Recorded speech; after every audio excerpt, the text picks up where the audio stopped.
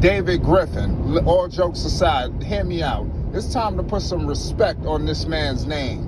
Listen, the Pelicans, they coming off an unbelievable season. 36-46, was their record. They scratched and clawed their way to a playoff spot, even when things look doom and gloom. I kind of want to give a little tenure. Pardon me, I want to examine the tenure of David Griffin in New Orleans. We might even revise some of the things that he did in Cleveland. We got to understand, before Griffin took this job in New Orleans, this man was a hot commodity. He spent some time, I believe, at NBA TV for a second. He was a good analyst, but we all knew his NBA days was coming. But it's wild. I like what this man has done. A season ago, would I be singing this tune? Hell no. But I still don't like how they did Lonzo Ball. But I mean, it is what it is. That's the only gripe I have with David Griffin. The way that he treated and valued Lonzo Ball, especially when he was on the roster for him. It was very dismissive. It just seemed like he was just an extra person. It seemed like obviously David Griffin was Brandon Ingram was the centerpiece of that deal, because you see they let go of everything else that they had. Josh Hart is no longer in New Orleans, even though I believe that he embodied all of the qualities it was to be a Pelican. It was unfortunate that he couldn't stay there, even though they signed him or whatever, but he was moved. Obviously for C.J. McCollum, a clear upgrade. That was a major move by David Griffin to pull that trigger, because Griffin didn't have to do that. I might be moving a little too ahead. The shit gonna be all over the place. But I just want to give multiple reasons why we need to put some respect on this man's name. When we go back, I studied the press conference of that when everything had happened. He seemed like this team, it was like they could have chose. Griffin was in a tough situation because the Pelicans they went either way. Either they could have played the lottery route or they could have played the playoff route. Obviously David Griffin took the playoff route, and that truly needs to be commended and respected, by David Griffin to even do something like that.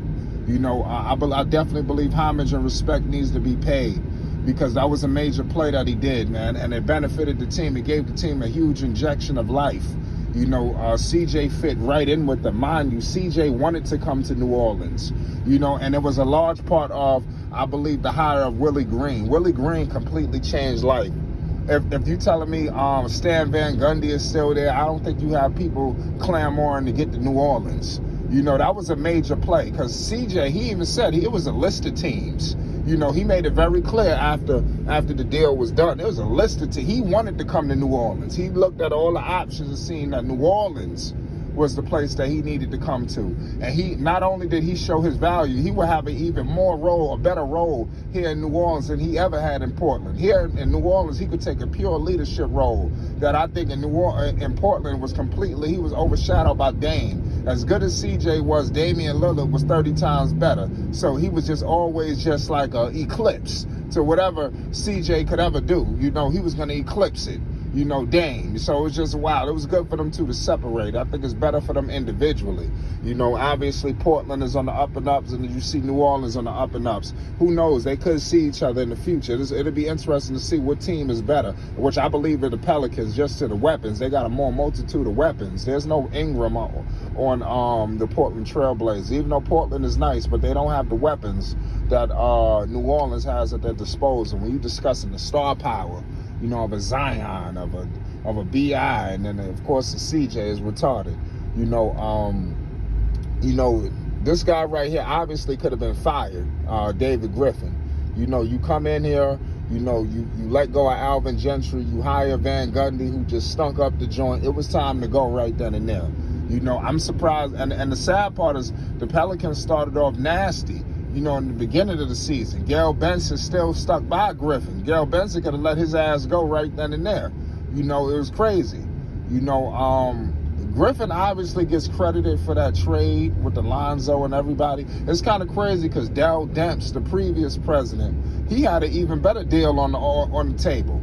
But he didn't take it, and I think that's why they fired him. I don't know what it was. He didn't want to take the deal with the Lakers because he knew that it was a situation that he was being strong on for his superstar, and that's what was going on, and he fought like hell against it. Even if they were putting a competent table on it, competent deal on the table. because Magic Johnson was running shit at that time, and he definitely put the Godfather offer on the table. When they had Zubac out there, Josh Hart, Kuzma, all of the whole entire Lake of Young core was out there. Like, he put everything up to get Anthony Davis, and I thought that was spectacular, to put up all the young players and the pick. I was like, wow. I was like, that was a desperation attempt, and this guy did not take the deal. And I think that was a huge domino effect, you know, that led to Magic leaving, to Demps getting fired, and obviously now to Griffin getting hired to where we're at today.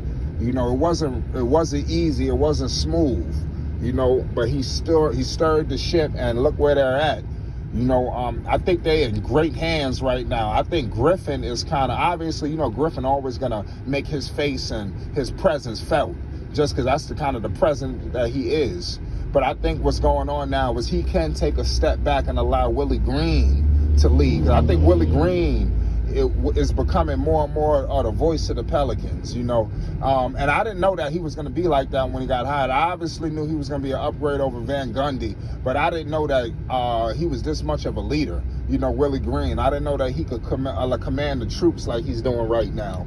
And he did all of this without Zion Williamson. I can only imagine when next season, when his team is fully loaded offensively.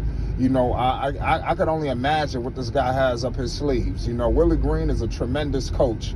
I honestly believe we might as well just put him in the running for Rookie of the Year today, before the season starts, because I have that much faith that Willie Green is going to put something competent on the table. Let me tell you something. The Pelicans started the season off slow last year. They know they can't start off slow this year. Zion back is a second regime for my man Willie Green. They know what's at stake, y'all. You know, so it'll be interesting. I'm not sure if they need to. Let me know if you think the Pelicans and Griffin need to make another move or anything. But let me know your thoughts. You know, he's assembled a hell of a team. You know, they brought in good character guys. Jose Alvarado, Herb Jones, Najee Marshall. Traded for Valanciunas. You know, got rid of Steven Adams, brought in Valanciunas. Clearly an upgrade. You know, it's just, I mean, he made some mistakes, but he made some quick fixes to iron out some of these errors. And like I said, the Pelicans are looking on the ups right now, man, and they're going to be a force to be reckoned with. You know, and as much as we killed David Griffin when things were going horrible, it's time to put some respect on the name of David Griffin. And here at Flight Sports, we're going to do that. We are, I know everybody waiting for the Pelicans to take on Game 1. We already know we will be live streaming Pelicans games this season. Make sure y'all locked and loaded, ready to go. You know, it's going to be a spectacular season. The Pelicans is definitely going to be my team out west, you know, and I think it's a team to look out for. They're too dangerous. And right now, the front office, the coaching staff, everything is just locked in right now. And I think it's dangerous for the NBA when you got this kind of talent. When you got the organization, now they got the organization on point. The sky's the limit. It's Flight Sports TV.